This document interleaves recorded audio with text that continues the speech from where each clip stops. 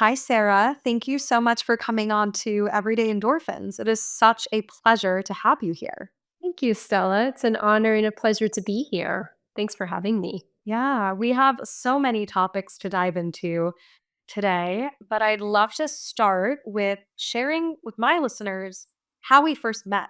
And we're recording at the end of January, so it was probably about 2-ish months ago that we met in New York at the One Girl Summit, which was such a beautiful event, really informative for me, really attending a lot of different panels and hearing from different experts in the wellness and entrepreneur space. So I had a great time. It brought me to you, which really excites me as two fellow yoga instructors and enthusiasts in the yoga world.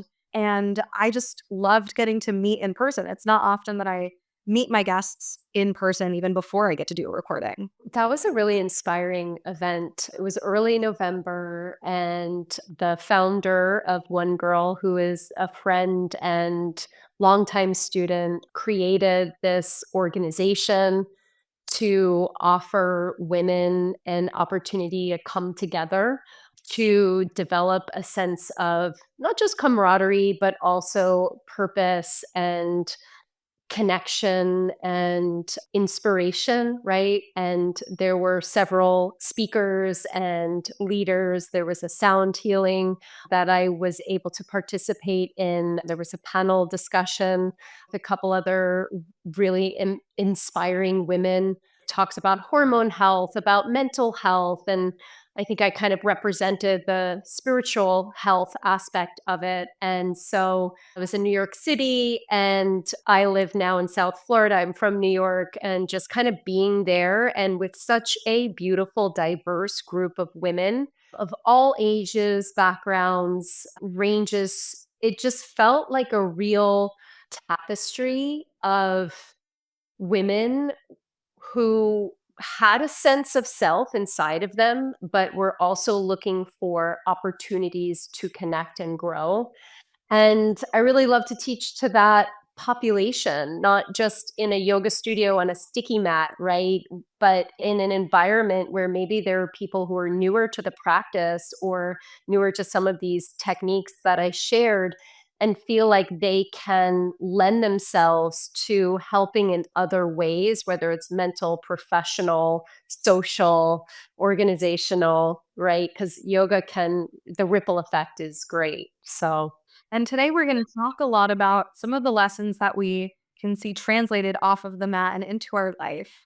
That and, you mentioned this just now around finding that sense of self. That's going to be a big focus of our conversation today. And I like how you kind of shared how you were brought in to give more of like that spiritual wellness perspective. Because I think that is actually a really fundamental pillar to our well being when we think about like our spiritual health in particular. And I know that you have a background and deep expertise in yoga, founding Ishta Yoga here in New York City.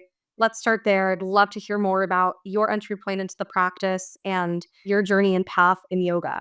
yeah, I mean, my background, I grew up as a competitive gymnast. So I was always a mover. I didn't know at the time as a child growing up that gymnastics, rather, was sort of my own form of yoga. Coming into these different shapes, like going upside down, swinging on the bars, balancing on a narrow balance beam. These were all shifting my mode of consciousness. There were opportunities for me to shift my mindset, which I really needed as an intense feeling child and a very empathic child. I needed an opportunity to kind of channel my energy, and that's what gymnastics did to me, for me. And then fast forward, graduated college. I went to live in Taiwan for 3 years. I taught kids English. I was dancing at the time, so I did some dance teaching as well and choreography. I lived there for 3 years, and I thought that I was going to actually find a home there in Taiwan. I was dating somebody who was from there, and I had started to develop a sense of connection to the people and to the culture. But after 3 years, there was the SARS epidemic, which is sort of the precursor to COVID, actually, that was in the early 2000s. And I started to develop insomnia. I had a lot of anxiety that I don't think I really knew to name anxiety at the time, but I just felt like it was time for me to come back to the US. And I was called to do a yoga teacher training. And at the time, there weren't a lot of yoga teacher trainings, just a few. This was, again, like maybe 2003, about 22 years ago now. And even though it wasn't something that was very ubiquitous, I just knew that it was something I felt called to do and to share. When I came back to the US, I had reverse culture shock. I didn't really feel at home where I was. And I knew that Taiwan was not home for me either. And so I felt in this very in between state where I felt unsettled, unsteady, a little bit lost. And I had gone to take my first yoga class in a nearby studio. At the time, I was living with my parents in Long Island. I took this yoga class from this teacher who I'm close with now, Mary Jo Marchicello. And the first time I took that class, I felt like, actually, this is coming home.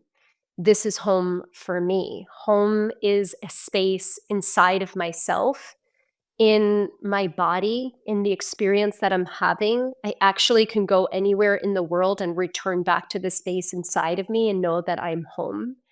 And it was just like a really transformative experience. And I was like, I need to learn more about this practice. I need to train this school of yoga. She directed me to Alan Finger, who is now my husband, who is the founder of Ishta Yoga. And I did my training, 200, 300 hour. I started teaching a couple years after that. Alan was in a transitional place in his business and he was partnering with another studio, another company, and realized that Ishta kind of needed to have its own home. This yoga system that had been integrated with another larger company at the time that was a little more interested in the physical practice of yoga, making it a set kind of experience and there's a little bit more of a corporate feel to it, less attention to the breath, to the meditation, to the subtle aspects of the practice. And it was time to develop a home now for Ishta. So Alan and I and our partners at the time developed a studio in New York City. We called it Ishta Yoga. And then that became a home for other people who were looking for a space to connect, to feel welcome, to feel like they were part of a community where they don't have to act, compare themselves. Yoga can feel very competitive, and that is not the ethos of Ishta.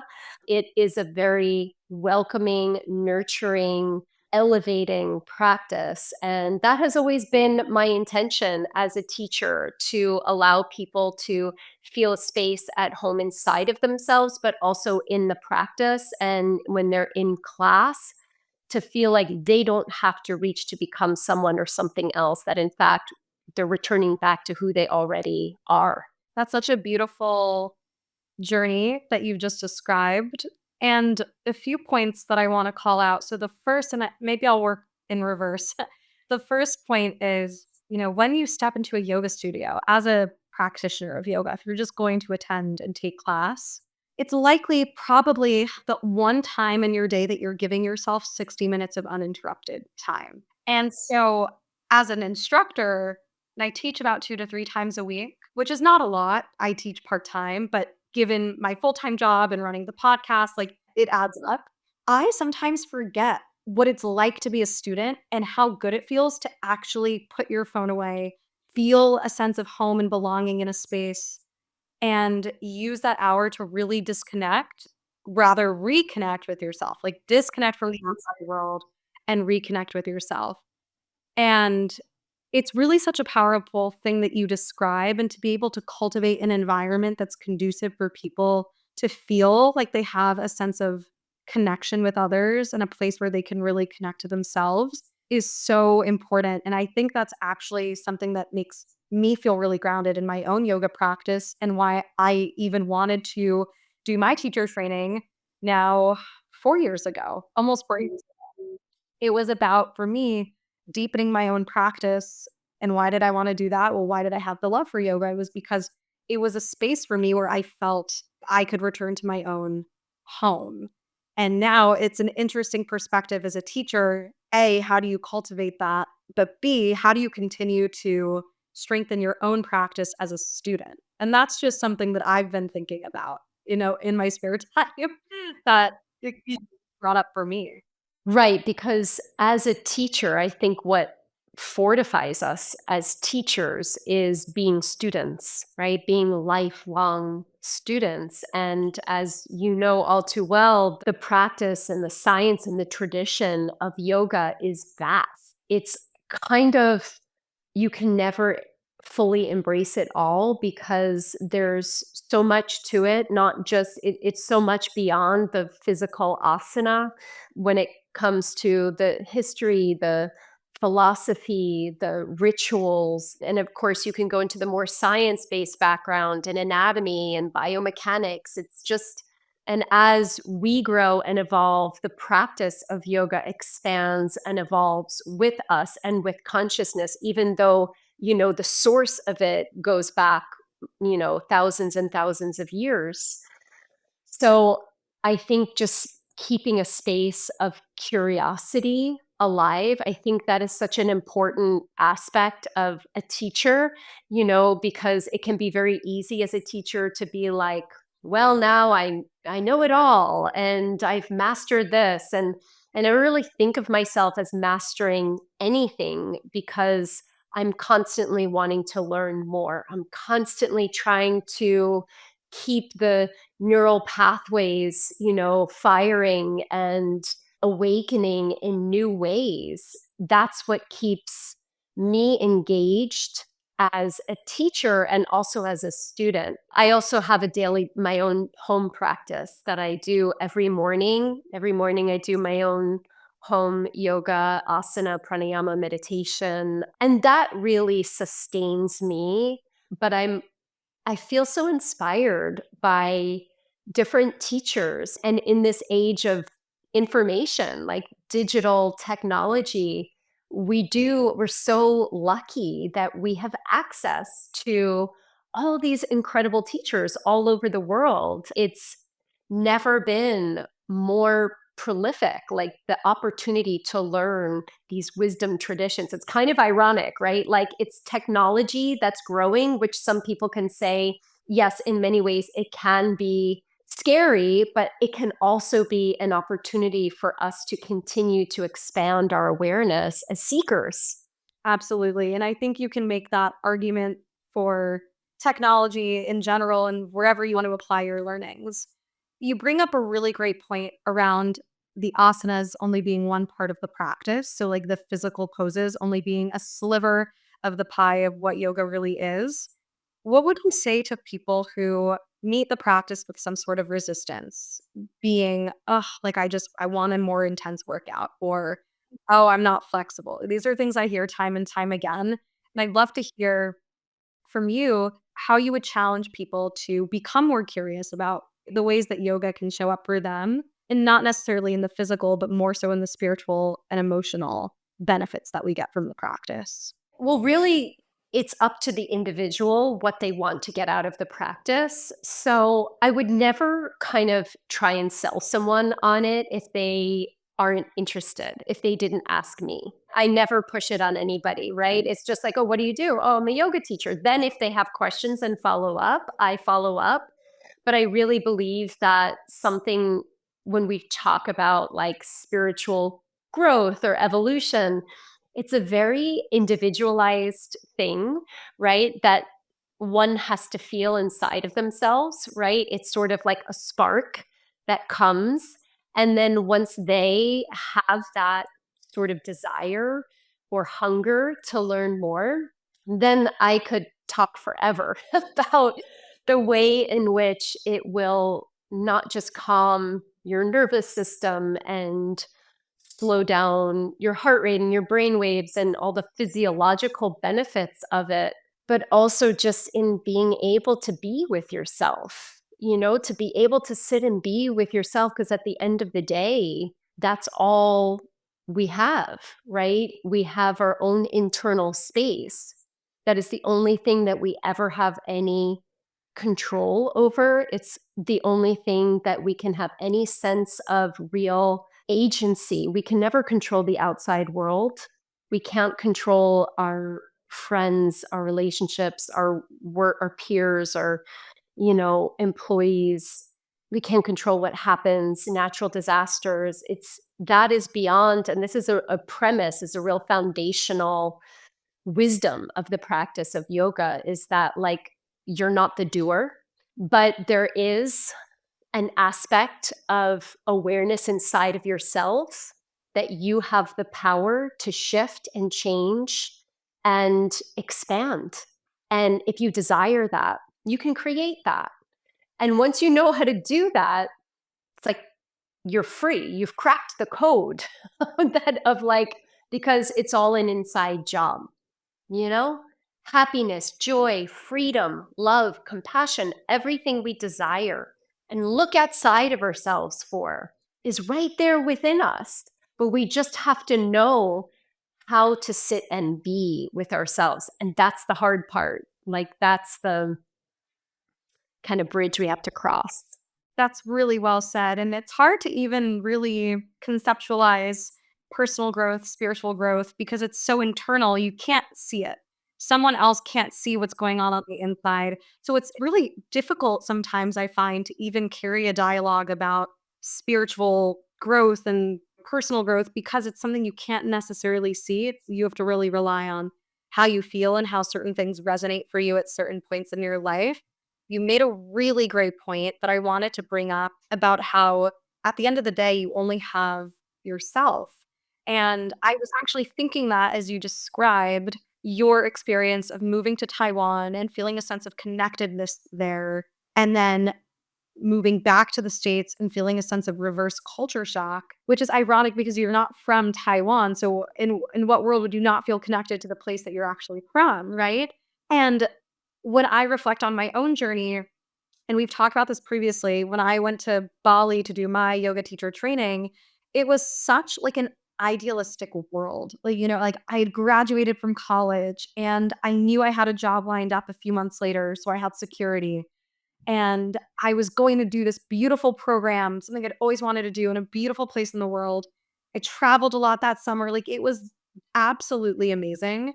And to be in a place like Bali where there's so much healthy food that's accessible, the culture is so family oriented. Like I genuinely felt like the purest version of myself. It was amazing to also go somewhere on your own. I was like 21 at the time. Like it was just so special in ways that I'm sure you can, relate to. And then to be thrown back into New York City. I moved home to my parents' apartment. I was starting a job in the corporate world. There was a lot of change, a lot was happening all at once. And I started to grow a sense of resentment towards that transition because it was really hard for me to feel like I was quote unquote regressing in my life by moving back home and not being right by the beach. And like I wanted to do the hour of yoga in the morning and then the 30 minutes of breath work and then the walk on the beach. And it's like, you can't do that when you're in New York City. You just can't. And I had that kind of reverse culture shock. And then I realized, to wrap up my long winded story, I can't rely on a circumstance, an environment, something outside of myself to make me happy because things are constantly changing. So while I can acknowledge the beauty of feeling a sense of connectedness to being in Bali and to having that experience, that's not what's making me whole. That's not what's making me healthy. I have to come back to these inner tools, these inner strategies that I carry within me, inside of me, that I can bring wherever I go. And it's really hard. It's actually really hard to do, like creating that personal shield, like an invisible shield, not letting things permeate. Do you have strategies? Do you have tips? What's your insight on that? Because I haven't cracked the code. No, it's such a good point that you make, and I think this happens to a lot of people when they go through teacher training and they have such an inspiring, expansive journey. It's very transformational. You meet people that you feel deeply connected to. You are doing yoga, meditation, these contemplative practices daily where you're able to create a certain mindset. And then when you go back into quote unquote the world, especially the cement jungle of New York City, which is, by the way, I think the most enlightened city, because if you can keep your nervous system in check in New York City, you really can do it anywhere.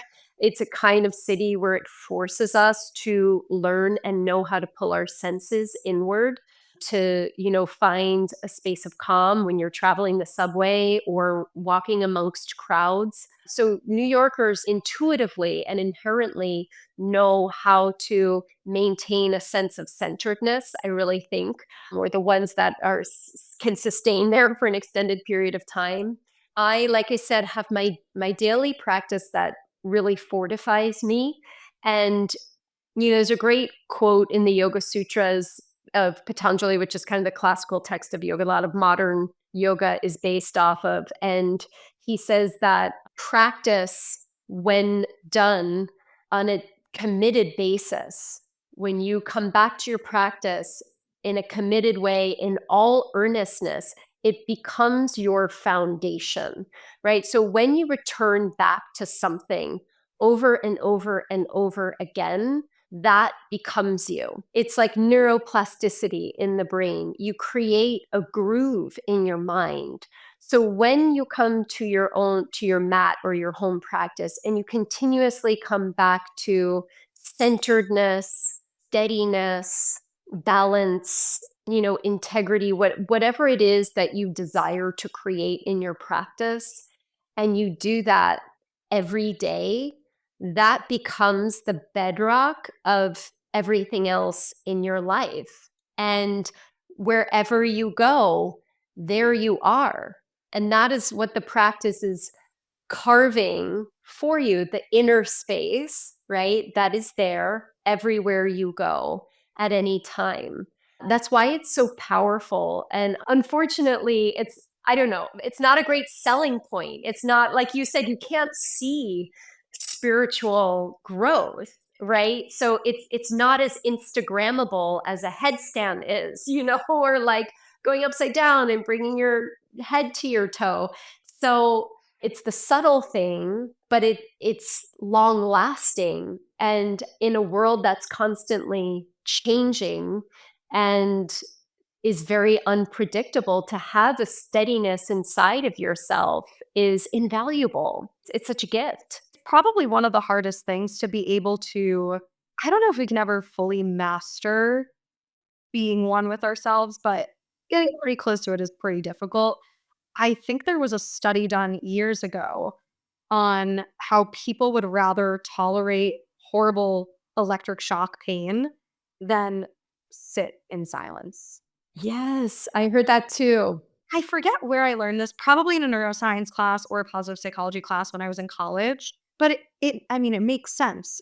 Think about how often we attach onto certain things because they feel familiar and we'd rather just crave the familiarity than the discomfort of like stepping away or being alone. It's crazy. And then especially in a city like New York that's incredibly overstimulating, I'd like to think that growing up here, I feel like I've navigated finding a sense of being centered pretty well. But even in recent times, in the past year or two, I've found it really difficult to not feel overstimulated, truthfully. And I know like I do a lot. I'm always running around, always doing something. I don't know if that's always to my benefit, but I feel like sometimes it's really hard to not get distracted by everything that's happening. And I guess this can get into a whole slew of other things like the comparison mindset and the downfalls of social media and all of that. But it really is difficult to create the space to be still because oftentimes we want to fill up the space with distractions. And I think yoga is a great example of creating that stillness, but even meditation too. Meditation might even be more effective for some people. Oh, absolutely. Because when you meditate, you sit in stillness and silence. I mean, meditation technically is part of the yoga experience. But when most of us think about yoga, we think about the yoga asana, and that involves moving your body. And even though it can be like a moving meditation, right? It can kind of set that pace in your mind where you quiet your mind. It's extremely potent and effective. But as you mentioned, ultimately to be able to sit and be still for an extended period of time, that is the experience of yoga, right? Union. It is a state of being, right? That we can only ever access when we go still and we quiet the fluctuations of our mind and we rest back into the part of ourselves that is unchanging, that's infinite and unbounded. And we can find tastes of that when we do certain things or when we watch a beautiful sunset or, if a runner's high, right? But to kind of sit and allow yourself to be absorbed into that, right? In Sanskrit, is called samadhi, and it's the state of yoga. It's like something that you take with you in every life circumstance and in every kind of trauma or tragedy that comes up, to be able to have a space inside of you that is attainable in times of trauma, but in times of quiet, that you can allow yourself to go quiet and rest there. Yeah, it's truly a gift that keeps giving. And I know that breath is really important in yoga too, like learning to move with the breath, learning how to harness the power of the breath to come back to the self. And I would be curious to hear more about how breath plays a role in the practice of Tantra and how Tantra plays a role in the practice of yoga and bringing it all the way back to this theme of going inwards. Where does Tantra fit into this too? Because I know there's a lot of misconceptions out there. Maybe this is the juicier part of the interview. I am so curious to hear more about your expertise in the practice of Tantra. Well, I'm sorry to disappoint your listeners. I am not going to talk about some esoteric sexual practice, but maybe you'll have another guest on that can do that for them. My background in Tantra is more about, yes, the tools and techniques that are available, like breath, pranayama, mudra, which are hand gestures, mantra, which is sound, vibration, bandhas, right? The locks that direct our energy, the chakras, which are the wheels of or the junction points of the different subtle elements that live within us. So, and run along the central channel of the spine. So, there's these different aspects of Tantra that are meant to help to awaken the divine, essentially, the infinite consciousness inside of us. And Tantra is a really beautiful practice because think of it as a non dualistic practice, meaning the Tantrika sees everything in this realm of awareness, the material or atomic realm, as an expression of the divine. It is ultimately a field, right? But a denser field of energy that is able to bring us back to the source of intelligence that we all originate from. So every experience, every sensation, every feeling, every action is an opportunity to bring us back to the source of our true nature. Nothing is good or bad, right or wrong, light or dark. Those are all just fragments of the mind or illusions of the mind, because the mind plays in duality, right? Our brain works on binaries and duality. And so we will always, if we're in our mind, perceive the world in this binary way. But Tantra is really about, the word Tantra comes from two words, tanoti, which means to expand, and trayati, which means to liberate. And the word tantra, right, is also like, it is a text but it can also, the triate can also be a word for an instrument. So we think of, the correct pronunciation is tantra, right? But I'll say tantra, right? Tantra as a practice to expand and liberate our consciousness to this expansive field of awareness, to stretch our consciousness into that infinite field of awareness, and then weave it back into every moment of our living. And we can only do that when we transcend or move beyond the limitations of the mind. And so there are many practices like breath or visualization, iconography, mantra. These are all opportunities for us to move beyond the cerebral, intellectual mind and touch that space of infinite, unbounded intelligence. But it's not that we just hang out there in that space. And this is very much an Ishta component, right? What I, again, am trained in the teachings that I very readily teach. It's about bringing that then into your physical body so that you become the embodiment of that divine energy. And one other thing about Tantra that is so, I think, special and unique that really inspires me is the celebration of the physical body, right? That your physical body is not an impediment or a obstacle to freedom and liberation, but in fact, it's the gateway in, right? If you want to experience freedom and liberation, you have this technology of your human physical body to utilize to go there. And so it's very empowering, right? And there's a celebration of the feminine in Tantra, the divine feminine. It's a very feminine practice. Whereas a lot of some spiritual practices can be very linear and you have to get somewhere and master this before going to that, or develop heat in order to feel freedom, right? There's none of that really forcing or straining in this practice. It's, yes, you can work. Yes, you can develop that heat, which is called tapas, the heat for transformation. And that is necessary, right? In some cases to be able to quiet and steady the mind. But ultimately, it's like you are already there. As you are inherently a field of infinite intelligence. It's just remembering that and knowing the way in to access it.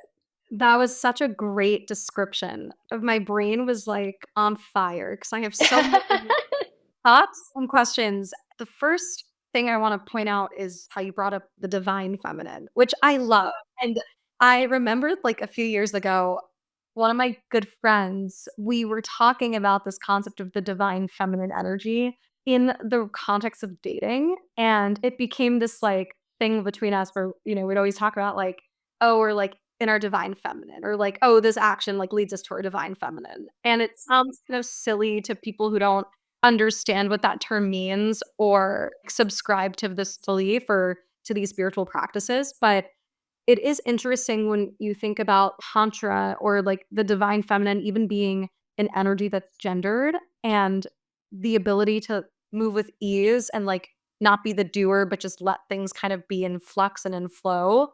But I think about, when we create our own suffering and struggle and pain, it's often because there's a resistance to what we want versus, like, how the things just naturally are. And so perhaps tapping more into your divine energy, and if you're a woman, your divine feminine energy. I don't know if men also have this too. Maybe I'm getting too a little too I don't know, but, like, tapping into your divinity. Perhaps one actual, like, strategy you can take is learning to kind of loosen the grip on needing to control things or go of that resistance. Would you say that's part of the practice of leaning into your divine power as it pertains to what we're talking about? I mean, yes, definitely. And just to kind of make the distinction about these energies, as we call them, divine or masculine energy, we both have them.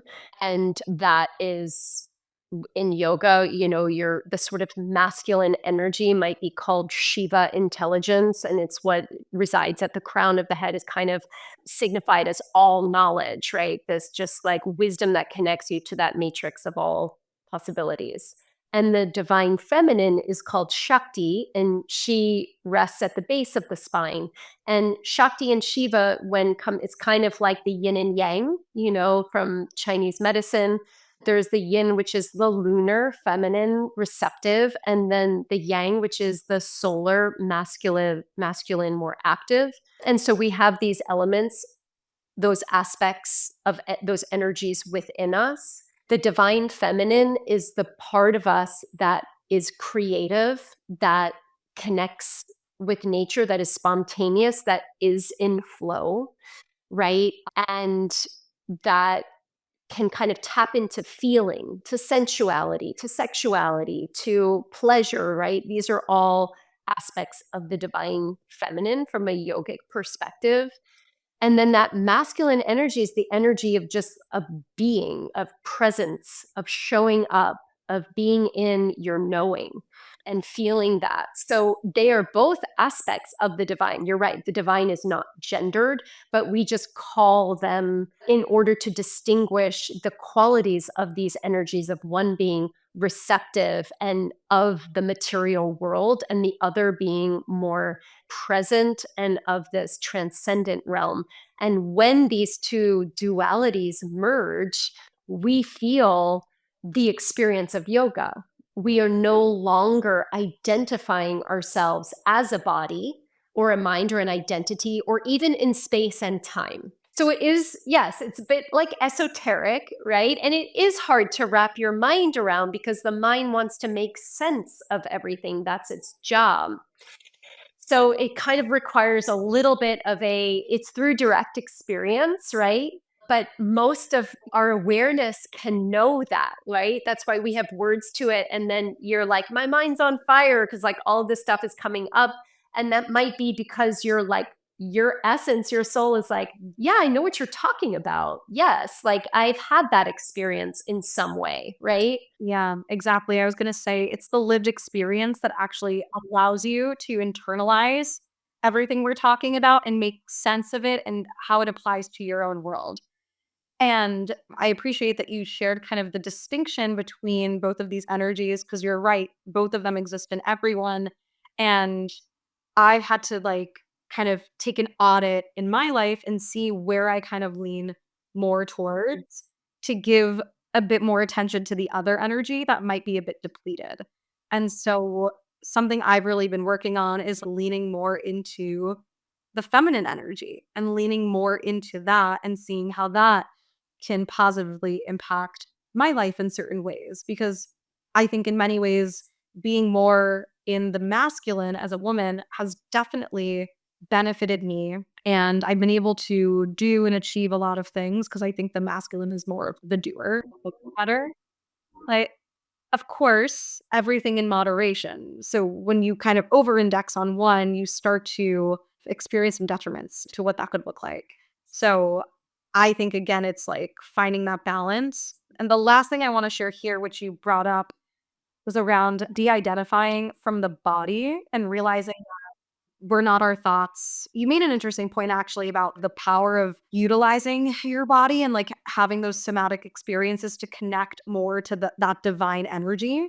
But, and I don't know if I'll be able to articulate this really well, but something I've been thinking a lot about is when we want to like detach from things, a mechanism that I've tried to adopt or a mindset shift is seeing myself, witnessing my life being lived through this physical body. So, like, I am not this body, but I am just experiencing life through this.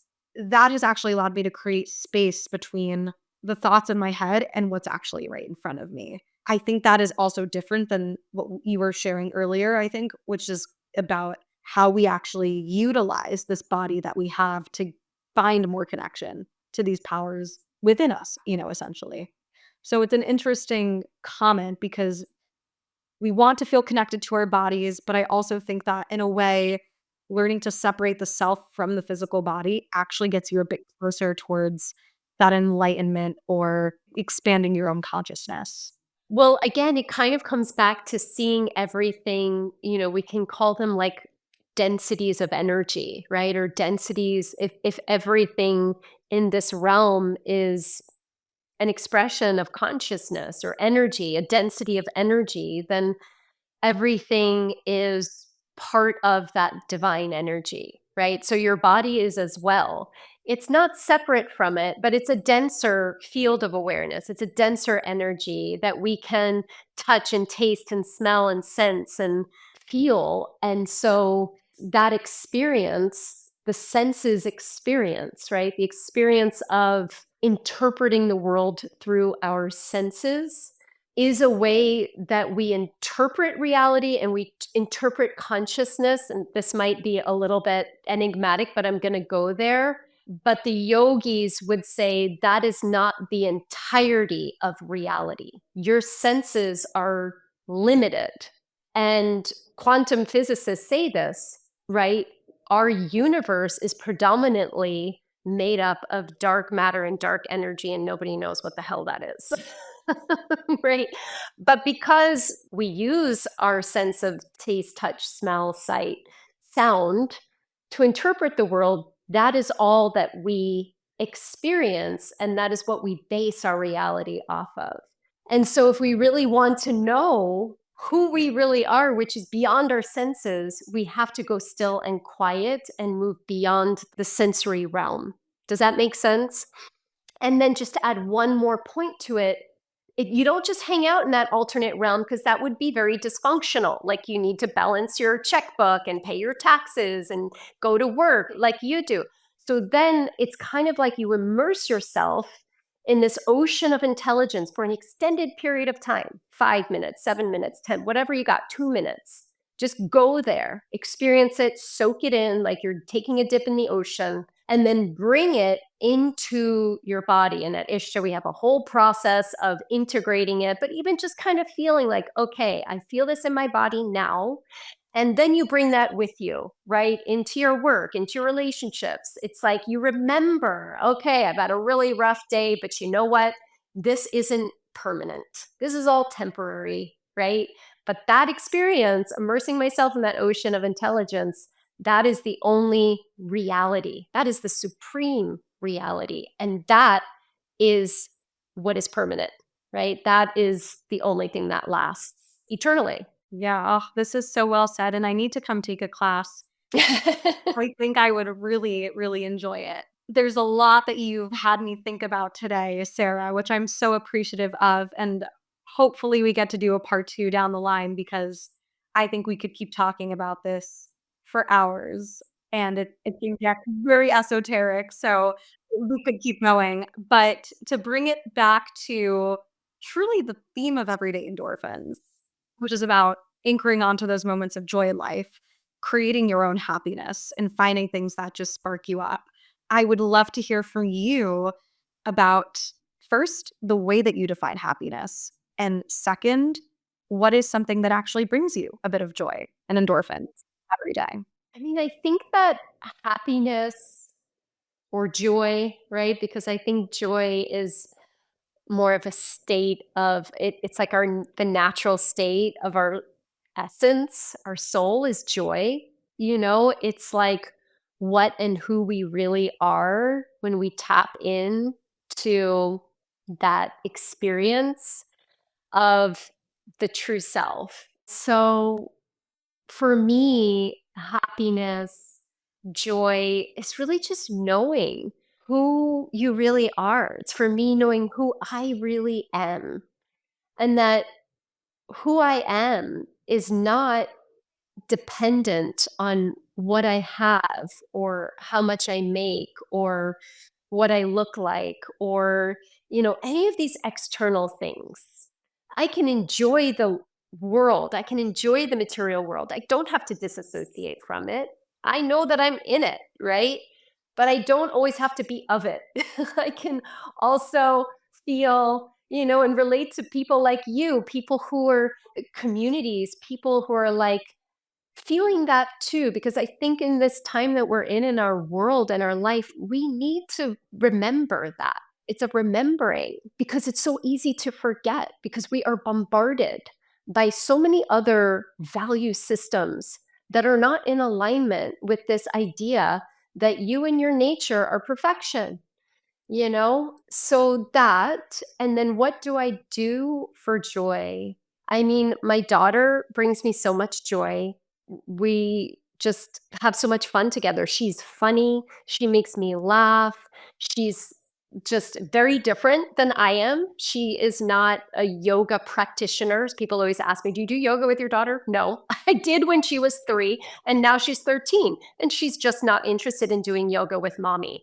But she has an intelligence. She's very, self assured, and she has an outlook in life and an authenticity that inspires me.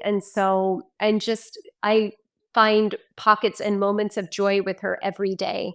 That is my joy, and my dog, and my husband too. But I got to give In order Satya, of my daughter. importance. I should put my husband in first.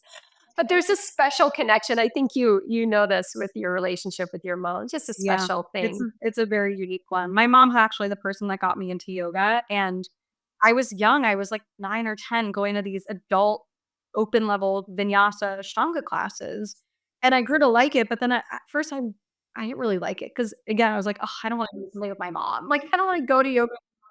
The irony now is like, well, look at where we both are, right? So, became a yoga instructor, she still loves the practice, we go to yoga together sometimes, although not as often as I'd like to, or we probably should. We should definitely practice more together since that's where it all started, but yeah, the mother-daughter relationship is really it's a unique one, it's a special one. I loved your responses, Sarah, and truly just so grateful that we got to sit down today and connect, and really, this was an amazing learning opportunity for me. I feel like my mind has been blown and I have things to continually think about now. But for those who, are tuning in and want to stay connected to you, where can they follow you and find you and reach out if they have any questions? Where can they find the studio and just be a part of your world? Yeah, so I'm on Instagram at Sarah Platt-Finger. That's my whole name, Sarah with an H. It'll be on the show notes, I'm sure. My website is sarahplattfinger.com, and that shares a lot about retreats I have coming up, trainings, courses, classes. And the Ishta Yoga studio is on Broadway between 11th and 12th Street in downtown Manhattan. And you can find more about classes or trainings on the Ishta Yoga site. It's ishtayoga.com. Amazing. Well, thank you so much. It was such a pleasure to have you on the show. Thank you, Stella. The pleasure was all mine. Such a joy.